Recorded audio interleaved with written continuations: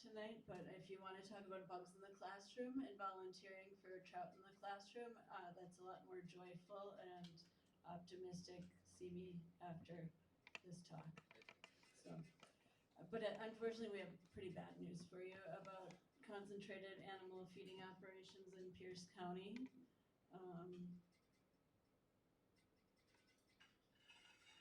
Try to make this work.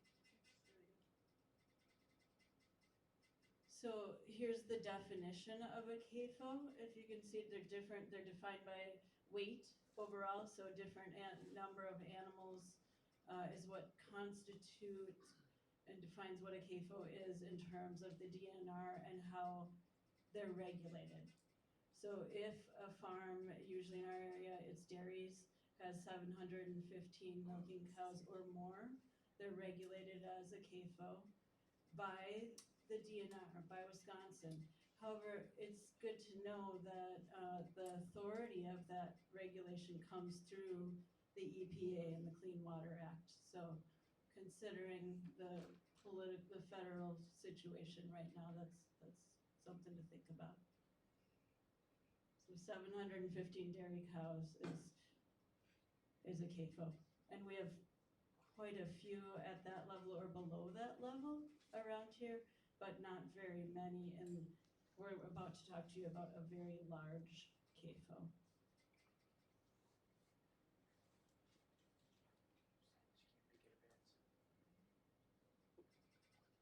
So I'm going to talk about environmental impacts of CAFOs, and forgive me if you know a lot more than I do about this, but I'm sure there's people out there that don't.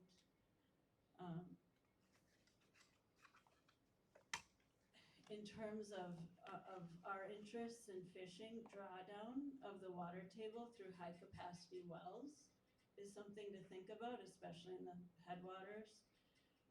These high capacity wells draw more than 100,000 gallons a day is what constitutes that. That map up there shows you the high capacity wells in Pierce County. These, and you can go to, I've got live links in here. You can go to that website and see who has high capacity wells. It's in our area, it's all either municipalities or CAFOs. There's a couple other industrial uses, but that's all that's on there. So that's who's using these large amounts of, it's kind of like cities of cows, essentially, right?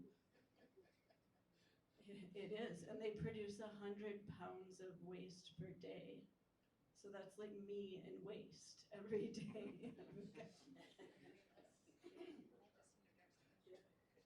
One thing I'd like to say about Ridge Breeze, the particular one that we're trying to... Could you use the mic, please? The particular CAFO that we're trying to put the brakes on, they are going to have 5 high-capacity wells in a 14-acre area, and right above the Rush River. And then How many animals? we'll get to it.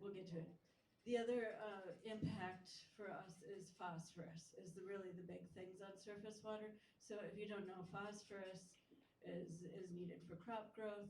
It binds with soil particles. Phosphorus binds with soil particles for long periods of time.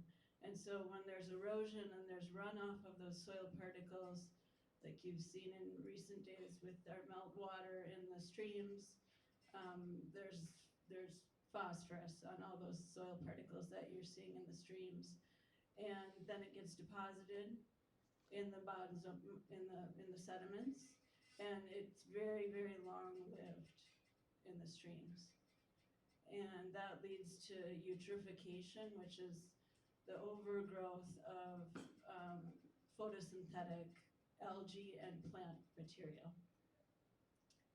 And what happens over time is that that when algae grows, when blue-green algae grows, when plants grow, then they get too prolific, and then they end up dying off, and they're respiring more than they're photosynthesizing. And so then you have the biological oxygen going down, and that's affecting the fish, and then it's eventually affecting the macroinvertebrates. We all know that trout rely on macroinvertebrates that are really sensitive to dissolved oxygen in the stream. And there's a lot of human health, animal health. Maybe some people in the room have had a dog be sickened after drinking blue-green algae in a lake or something. It happens to humans too, kids when they're swimming. The CAFO we're about to talk to you about is right up above Nugget Lake on Plum Creek. So we see this soil phosphorus creating algae growth and potentially serious health effects in especially reservoirs of our streams. And potentially our streams too, right?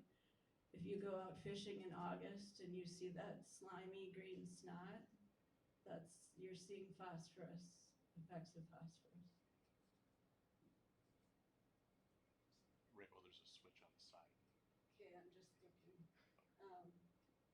This graph down here is pollutants. I know you can't see it very well, but impaired water bodies, right? We have outstanding resource waters. We have impaired water bodies near us too, like in the Mississippi. That biggest bar you see is phosphorus. So that's the biggest factor in impairing our water bodies is phosphorus. And you see the different colors in that biggest bar. That's changed over time, over the last 10 years or so. So it's a bigger and bigger problem, right? Wisconsin has a special regulation just for phosphorus, in fact. It's a big problem here. So is there a switch on the side by your?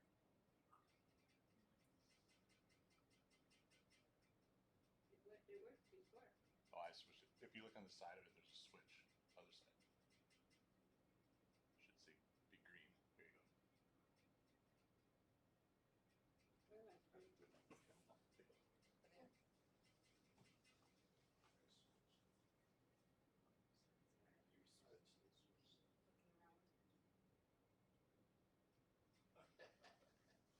I can talk more about phosphorus. There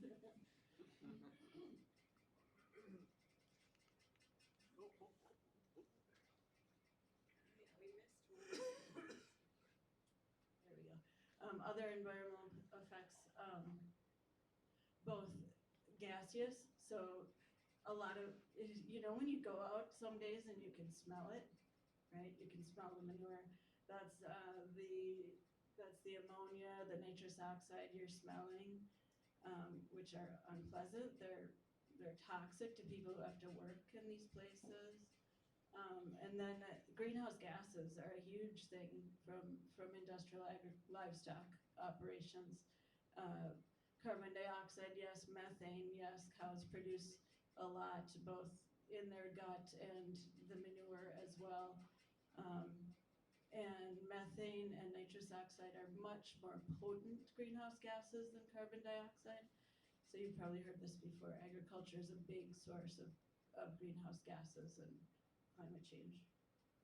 And then nitrogen is really the thing that a lot of people are focused on. We are around 16% of private wells in this area are contaminated above the EPA limit for nitrogen, for nitrates, which is 10 parts per million is the level that the EPA sets. There's places where it's 50 parts per million in some places in St. Croix and Pierce County. But more and more private wells are showing up with high unsafe nitrate levels. Both private wells and I think Prescott's had trouble too in their municipal well, right? The map here is from the UW Stevens Point Water Lab. That groundwater advisory committee that I'm on that Suzanne talked about, we just passed through the county a 5-year comprehensive study that'll be spatially and based, well done scientifically, to get a baseline over time and space to have better data for seeing how nitrates are, how E. coli is in private wells. So that's the first big move of that groundwater advisory committee, is to do that, and the county did approve it.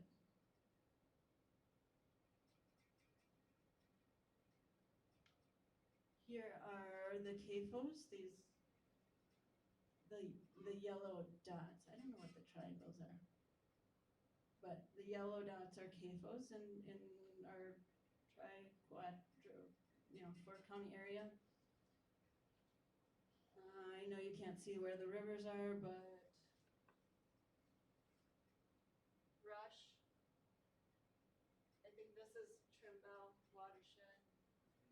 So some of our favorite streams are definitely in there. They're all dairy CAFOs, and we're gonna talk to you specifically about a mega dairy, Ridge Breeze. They're currently at about 1,700 head of cattle. They just got approved by the DNR to go to 6,500 cows. Right? Making 100 pounds of manure a day. And they're, by the way, on 90 acres. They own 90 acres of land. 78 million gallons of manure a year. And obviously they can't put that on 90 acres. In fact, I don't know if they have any cropland. The buildings are going to take up most of those 90 acres on the lagoons. Yeah, they have no cropland. So that all of that manure has to be contracted out to growers. A lot of the time, absentee growers. So there's three different relationships there. There's Ridge Breeze, there's the row crop farmer that contracts with them, and then there's maybe a landowner that isn't the farmer themselves. And the communication between all those people can be lost sometimes.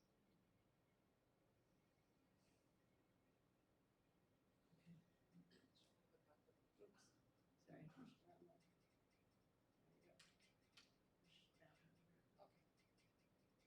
So, based on all of this, you might wonder why people want to have, why CAFOs are being allowed here.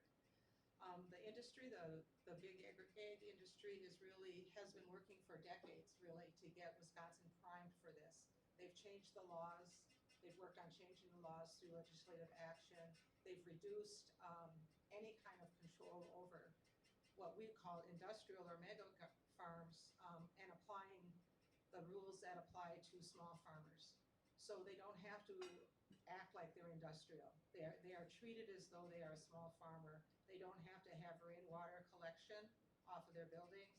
And Ridge Breeze, their big barn where all of these 6,500 head of cattle are going to be is 14-acre barn that has no runoff containment for rainwater. And even just the small family dollar stores or any kind of store that is built now has to have water retention ponds so that there isn't anything going into the streams. But something like this is allowed to go, well, not this is beautiful.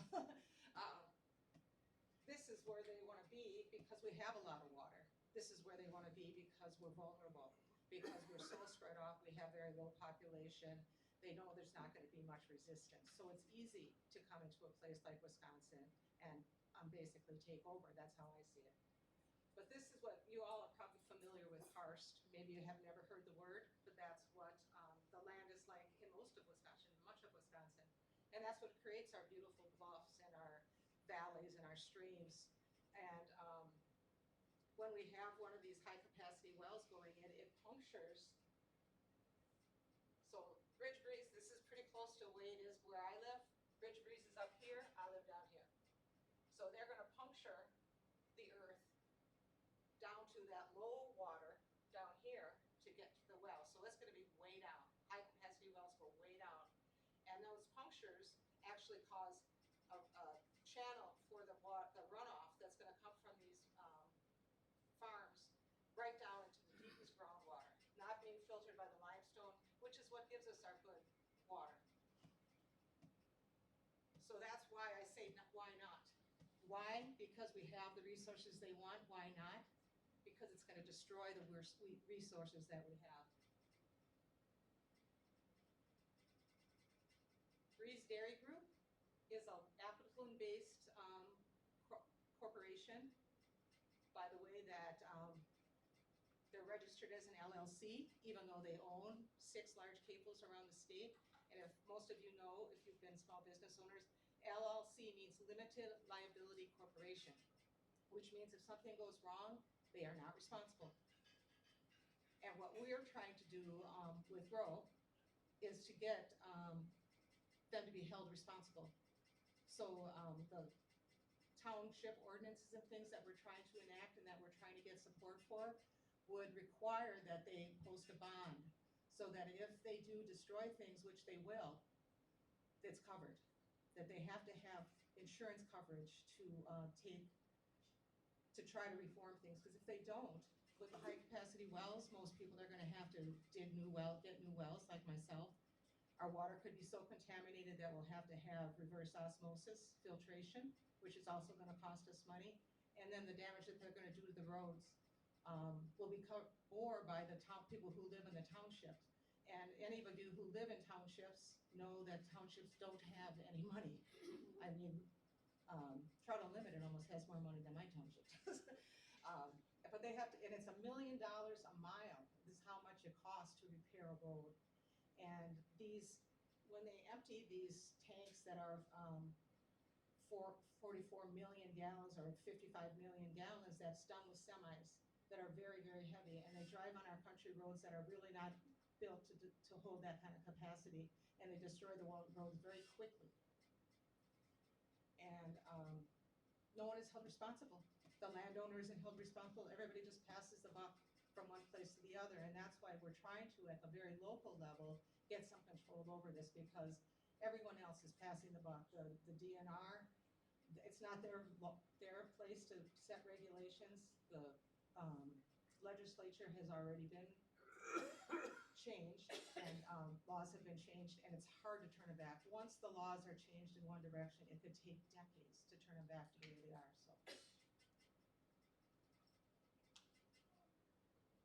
So Ridge Breeze just recently purchased another CAFO they're now calling Croy Breeze.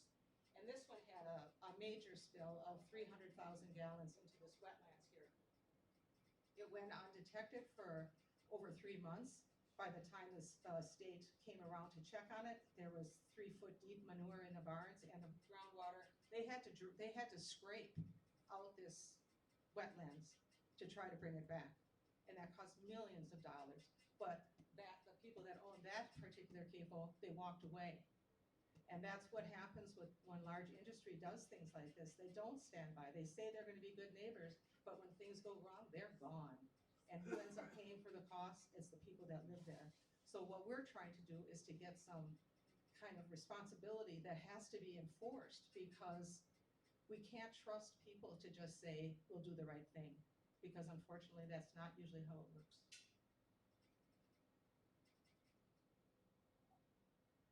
Oh, and when they bought this one, there was one of my friends who works also with Grow, saw semis going from Ridge Breeze and full of manure. The semi's full of manure, and these are really heavy tanker trucks. And it was just a couple of weeks ago, and they're not supposed to be driving on the roads at this time, and they're also not supposed to be spreading manure on frozen ground, because what happens if it rains now? You run right off. But it turned out they weren't spreading it. They were taking it to that farm and putting it in this pond that 2 years ago leaked 300,000 gallons into this wetland, because they now own that farm. And so that's where they're driving hundreds of miles on country roads to do this. And they had said they're willing to drive 100 miles to dump manure. Imagine what that's gonna do. Can I say one more about? Oh, sure. So this Emerald Sky Dairy is what this was previously before it's the Breeze. Oh, and St. Croix. Yes, yes. Yeah. So when this happened, this spill in 2016, of course the DNR got involved, and it was remediated. the town hall is right near this farm. What I'm told is the town hall still is testing at 50 parts per million nitrate. All of the neighbors have reverse osmosis systems now. It's remediated and sold, bought and sold by Ridge Breeze. And with the expansion that Emerald Sky had asked for, Ridge Breeze bought it from them with the contingency that that expansion would go ahead.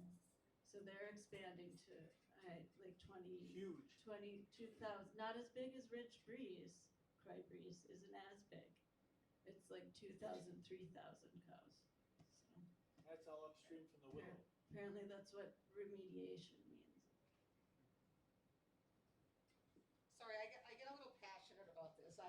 I just recently moved to this area and I just absolutely love it here. I have never been happier in my life, just because I live amongst the trees and the rivers, and it's just a calmness that has completely taken over my being that I do not want it tampered with.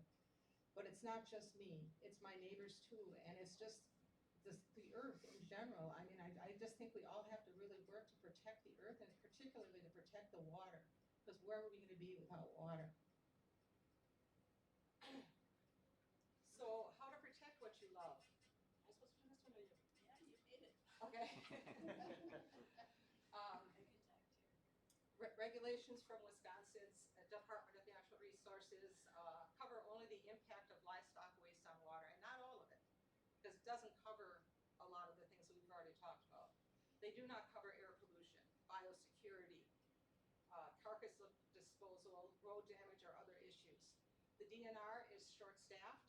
There are only a handful. We asked at a recent hearing, we asked how many inspectors are there for these CAFOs, and they're basically regulate all farms. 15 for the whole state of Wisconsin.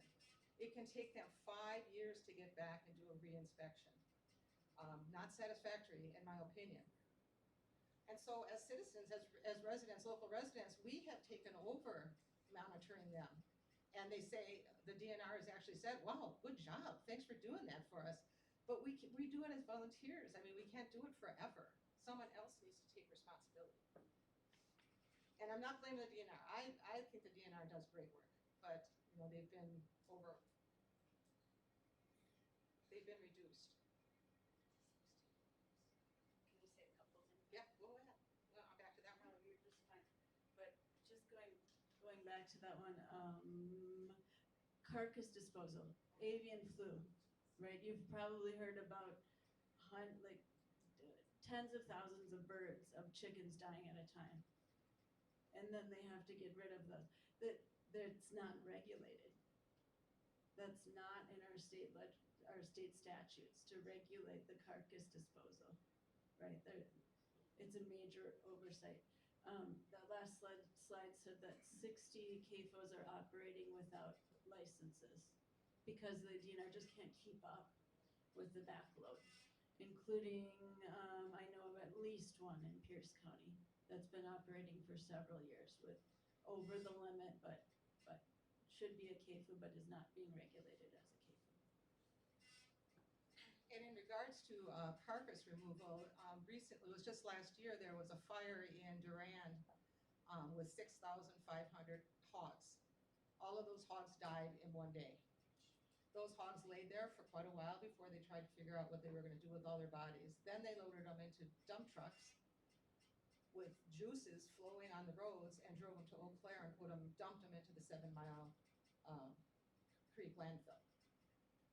That landfill is not designed for holding that kind of bodies, that amount of bodies. And plus the contaminants that might have been going on the roads all the way from Durand to Eau Claire, and this is rural Eau Claire, so when I heard that, I was like, oh my God. None of us matter, this is how I feel. So, an operations ordinance, I already described what it is. It's about making these farms accountable for the damage they do to the roads, for the damage they do to the water, for the damage they do to the air and the trout streams, which is ultimately going to happen because in this area we already have 6 CAFOs, and they're all sharing this land that they're spreading it on. There's not that, I mean, there's a lot of farmland, there's no question about it, there's a lot of farmland, but to be spread on twice a year with that kind of contaminant, and it's not just manure, it's manure laden with chemicals, because these cows are fed so many hormones so that they can milk them 3 times a day. A normal dairy farm milks twice a day. So they want to milk 3 times a day. That means they have to wash the barn 3 times a day. Those cows never go outside, so they're in there while they're being washed. But they're washing it with chemicals, things, sanitizing agents, and then and also the chemicals that are put into the animals themselves. So what I'm urging people to do, and I've started doing it, I go to town meetings. Sometimes I go to 3 town meetings a week. They're not all my township, but it doesn't matter. You don't have to live in the town to go. You can speak. Usually after the other town people, all the town people have spoken, you can speak if you want to go to these town meetings and voice your concerns, because this is going to impact everybody. It's not just going to impact me who lives right on the Rush River or all my neighbors who live near it. It's going to impact everyone eventually. Okay.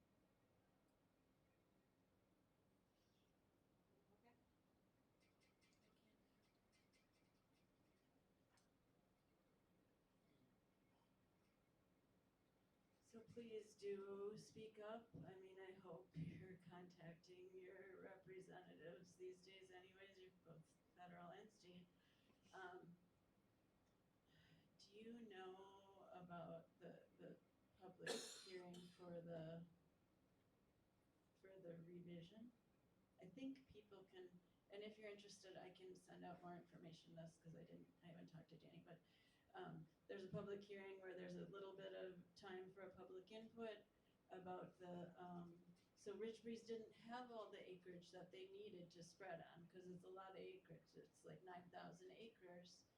The goal is to be 1 cow per acre is kind of the optimum that they're shooting for in terms of spreading manure without potential damage. Anyways, they had to revise their nutrient management plan, and so there's always an opportunity for the public to make a public comment through the DNR. So I think there's a window here coming up if you want to send a comment to the DNR about how you're feeling about all this. The county is always an option too. The Land Conservation Department, which I work with every month at these groundwater advisory committee meetings. If all of this doesn't come down on the DNR, it comes down on the county Land Conservation Department staff, and that's a heavy load for them to handle too. So, you should be expressing your concern to Rod Webb, Retta Isaacson, our Pierce County Land Conservation Department people. You can reach out to them, tell them about your concerns. The Township of Rock Elm is trying to pass one of these operations ordinances. They've had a lot of pushback from both CAFO owners in the area, but also these state lobbyists working for the Dairy Board Association, people who are just out there traveling around Wisconsin, who get paid to advocate for the CAFOs and speak pretty rudely to local residents at these meetings. So you can contact Rock Elm even if you don't live there and say, I support operations ordinances in Pierce County. You can get involved and grow. I have a couple QR codes at the end here that if you want to scan, they connect you to Grow's website where things are always updated. And there's a really excellent website that talks about operations ordinances as well. Writing letters to the editor is great.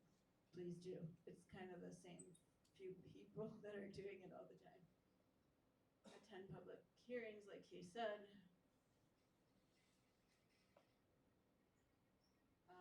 Let us know on the TU board how you feel, I would say. I know you have questions, so. Yeah. you speak to the fines, like Emerald, I know when they had a big rain event and a breach that was unknown. It was early, late winter, early spring. Can you speak to the fine they paid? I really don't, I don't know what their fine was. What I or heard, if they paid like it $10,000 for, millions of dollars. yeah, I mean, for and the DNR had to come up, pump out ditches Right, and and that's what our, it's like, yeah, I don't know how much their milk check is per day. well, the Well, operations ordinance that Maiden Rock just passed, would make them have a bond of, I think it's 10 million, I'm not sure, it's quite a hefty bond in order to cover the cost of remedying the damage that could be caused. You don't. Okay, well, a lot of times people say, you know, why do I care? And I get actually lawyers and lobbyists that have come and shouted at people that are testifying that are citizens here. When I speak up and I say that I just moved here 5 years ago, they said, well, why did you move here if you don't like farming? It's like, no, it has nothing to do with not liking farming. All of my friends now are farmers, honestly. They're not factory owners. And they take responsibility for the damage that they cause, and they are charged with fines if they spill manure and they fix it themselves. They don't have to be forced to do it, and that's what's happening with these large factory farms, because they really are not our neighbors. They're just factories. And this Ridge Breeze is bigger than an Amazon distribution center, and they don't have to have runoff for their buildings, and they don't have to, you know, be held accountable for anything. And I do it because I absolutely love it. When I moved here, the farm was just overgrown like this. Now, though, that's my entryway to my garden. I've made it into a beautiful pattern garden.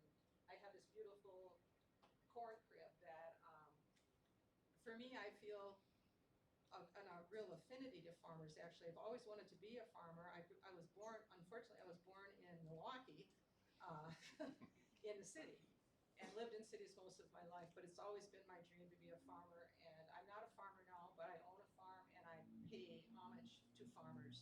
Everything I do is about farmers. And this white oak, which I have probably 14 of them, and I call them ants because to me they look like trees that are just walking down the hill. But the way their roots go down, that's because of the karst, because there's the fissures in the rock, and those roots are going down, and they're just, to me, they're just magnificent. When Phil and I first came to look at the place, he took a picture of me sitting underneath those roots, and I just thought, it felt so good to be in that tree. And this is a native flower that's blooming here. I mean, it's just a beautiful place, and that's Phil and our grandson fly fishing on the Rush River, and there's me fishing on the Rush River. So it's personal, but it's also about the whole environment for me. Is there some commentary on where the products from some of these CAFOs go? This, I mean, like I've heard rumors about what was the Emerald and like where that product goes, and it Right. was not regional or local. well, a lot of it is going to the dairy or the cheese manufacturer in just outside of Spring Valley, O'Galley. O'Galley cheese. So a lot of it is, yeah. But what's happened in other areas is that along with the farms comes processing plants. And then, after the farms are there, you'll get processing plants. And those processing plants refuse to take milk or products from small farmers. They'll only take them from the big ones. And it puts the small farmers out of business. So when these CAFO owners say that they are pro-farming, they are not. They are not pro-farmer of the type of farming that most of us know and love. They put those people out of business. They don't allow them to bring their product in. And so they end up having to dump it into ditches or whatever, you know, they can't sell their milk. And that's not just dairy, there's all sorts of things, chickens, eggs, everything. It's all produced that way now. And the price of eggs right now, the way it is a result of industrial farming. because of the bird flu, and that whenever a bird flu comes into a large factory like that, they have to kill all of the chickens, and that's why egg prices are so high. They don't ever talk about that, but that's why. So they just exterminate them. Hi, my name's Tim Hennessy. I've been going to all the meetings, and I want to make a point that Maiden Rock Township has actually passed a set of ordinance. There was a unanimous decision, and it's a big deal because the community came together.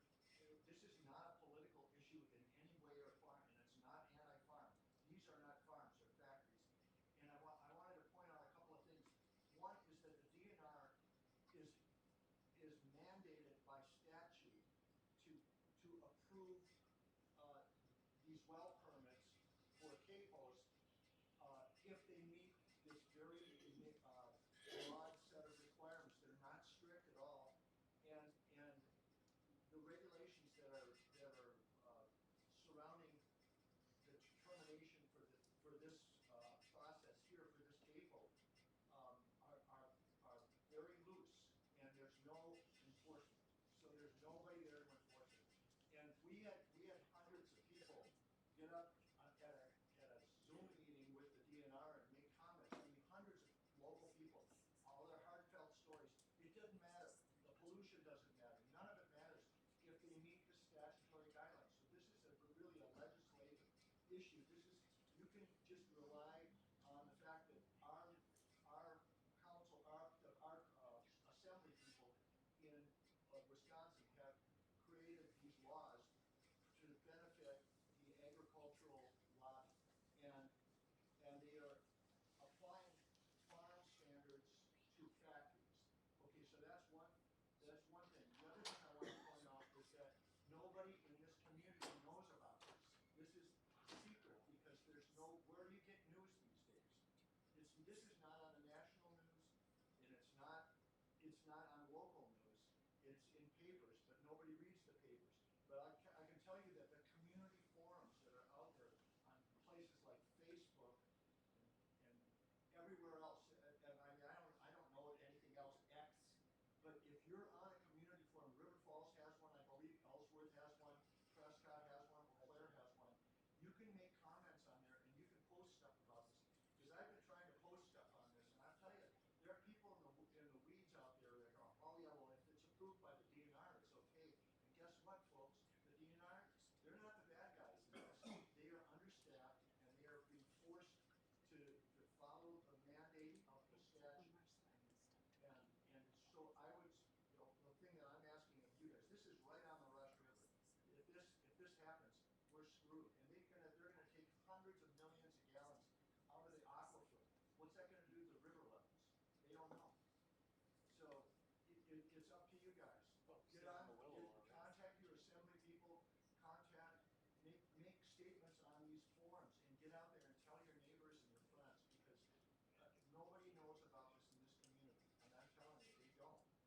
And every fisherman that fishes these rivers over here should know about this. One thing I would like to add to what he's saying there is that they're pretty smug. I mean, they're pretty certain that they're going to get everything they want. But one of the avenues that we are going down right now is what's called a contested case hearing, because the DNR and the state is approving these things. But if we can prove that the information they have been giving is false, we could have it. We could stop it. And so it's really our last ditch effort to put the brakes on. We don't think we're going to be able to stop them from being a farm, but we want to have them have the containment systems for this runoff, so that the catastrophe that is going to happen is going to happen if they don't do anything, if they don't have to have water retention ponds, and it's going to come right down into the Rush River, and then that'll go into other rivers, Mississippi primarily, but I mean, we have to worry about everything downstream too.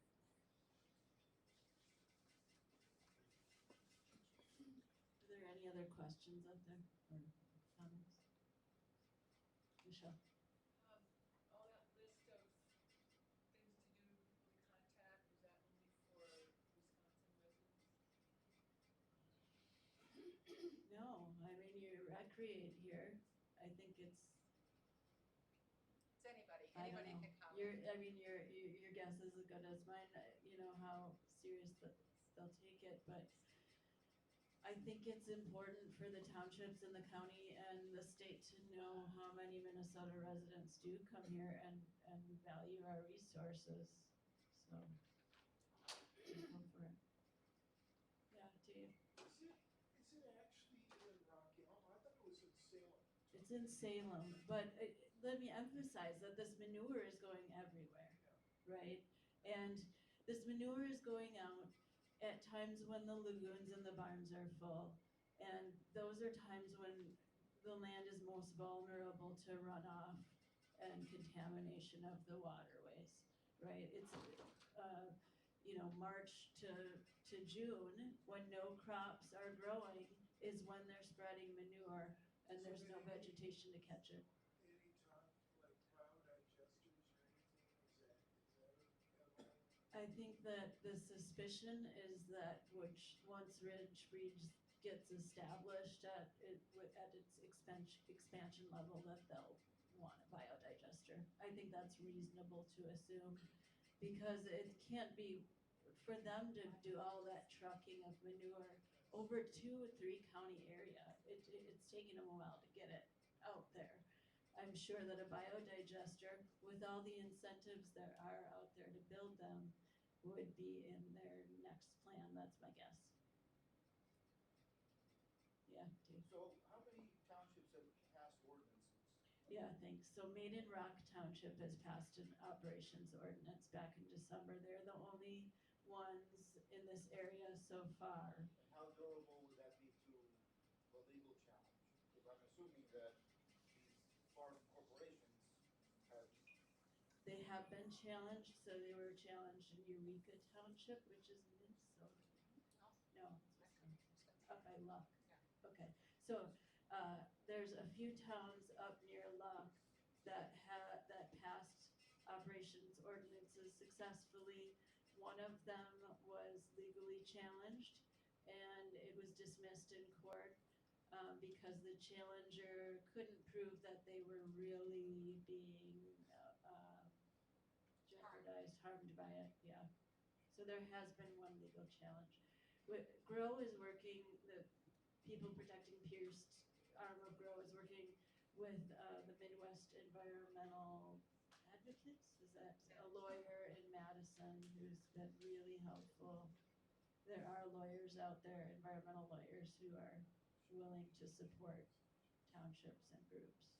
And what the CAFO industry says is that towns have no jurisdiction over this, but they're absolutely false. That's absolutely false.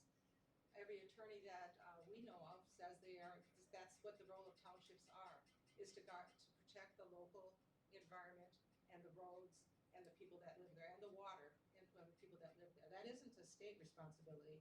It isn't a county responsibility. It's a local responsibility. So they're claiming that because it puts fear in the town board members.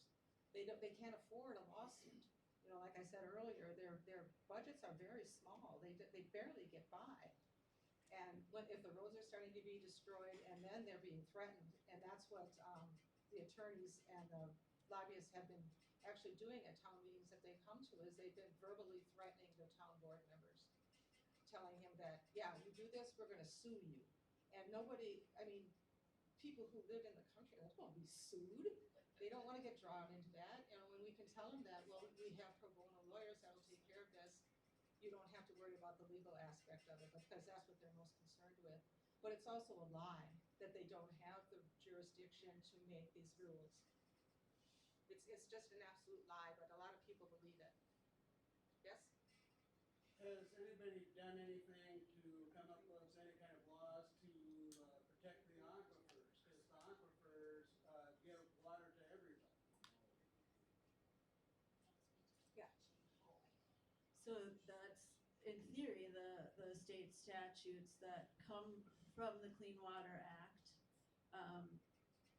It's NR 151 is one of them. I can't remember exactly the bill numbers, but it's part of the state statutes that these CAFOs, it's assumed that they are polluter under the law, and so have to meet these state regulations that in theory protect the aquifer, right? In theory, protect the aquifer.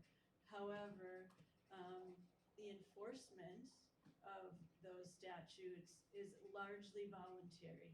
It's largely self-monitored by the operator, by the CAFOs themselves.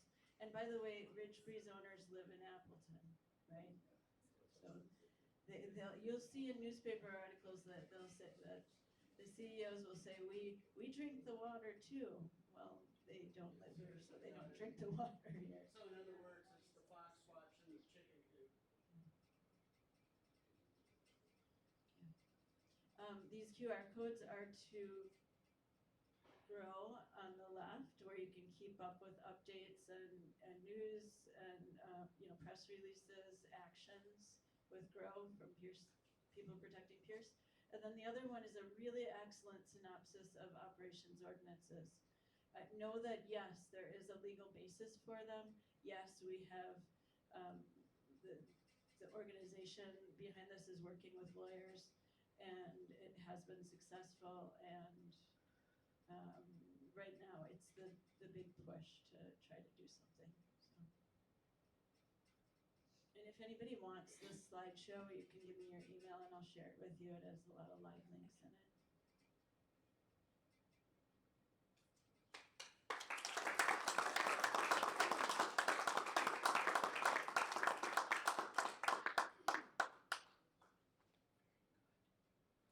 Thanks to both of you. Excellent. Thanks for letting us speak. Yes.